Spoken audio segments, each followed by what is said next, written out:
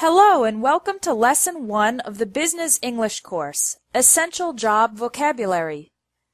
Let's begin by answering the question, where do you work? This seems like a simple question, but there are many ways to answer it. I work at, I work in, I work for, and I work with. Each preposition is correct in a different context. I work at and I work for are used with the name of the company. For example, I work at Espresso English. I work for Nike. You can also use for if you work directly for a famous person. I work for Tom Cruise. I'm his public relations manager. I work in is used in 4 situations. You can say, I work in a place. I work in an office. I work in a school. I work in a factory. You can also use in with a city or a country. I work in Paris. I work in France. I work in is also used with a department or area of a company. I work in the marketing department. I work in human resources. I work in sales.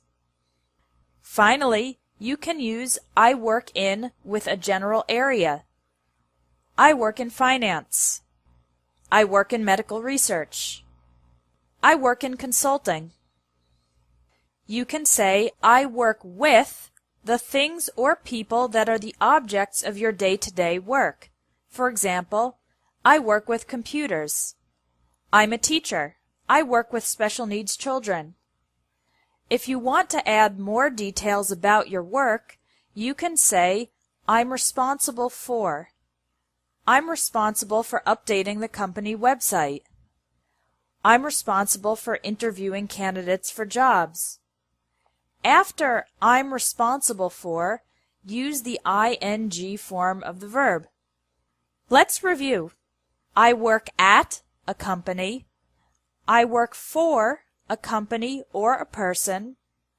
I work in a place, city, country, department, or general area. I work with people or things. In conversational English, the question where do you work is commonly phrased as what do you do or what do you do for a living. How do you answer this question if you don't have a job? You can say, I'm unemployed, or more indirectly, I'm between jobs at the moment. If you work for yourself, you can say, I'm self-employed. If you have your own company, you can say, I own a small business, or more specifically, I own a restaurant, or I own a graphic design company. Now let's learn some essential employment vocabulary. When you are officially accepted into a new job at a company, you are hired by the company. For example, I was hired by an insurance company just 2 weeks after graduating from college. When you're hired, you become an employee of the company. The company becomes your employer. The other employees in the company are your colleagues or co-workers. The person above you who is responsible for your work is your boss or supervisor. As an employee of the company, you earn a salary, money you receive regularly for your work. Don't make the mistake of saying win a salary or get a salary. The correct verb is earn. If you're good at your job, you might get a pay raise or a raise, an increase in your salary. You could also get a promotion, an increase in importance and authority. At the end of the year, some companies give their employees a bonus, extra money for work well done. The opposite of hire is fire, when your company forces you to leave your job. For example, Peter was fired because he never came to work on time. Usually if someone is fired, it's because they did something bad.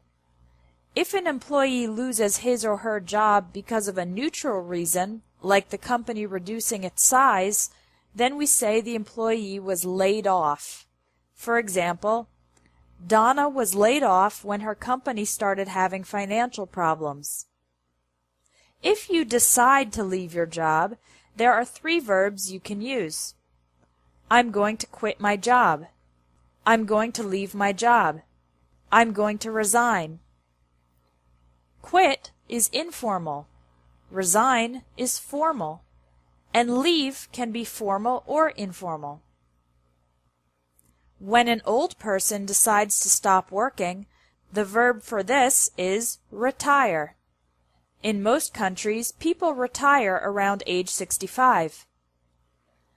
Let's review the vocabulary you learned in this lesson. Listen and repeat to practice your pronunciation. Hire, employee, employer,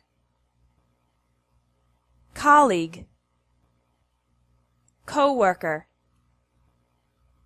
boss, supervisor, fire, laid off, earn a salary, get a pay raise, get a promotion, get a bonus, quit your job, leave your job, resign from your job, retire. Now you can take the vocabulary quiz to practice using these words and sentences. There's also a bonus quiz with extra vocabulary related to professions. That's it for Lesson 1 of the Business English course. Come back tomorrow for Lesson 2, Interview English.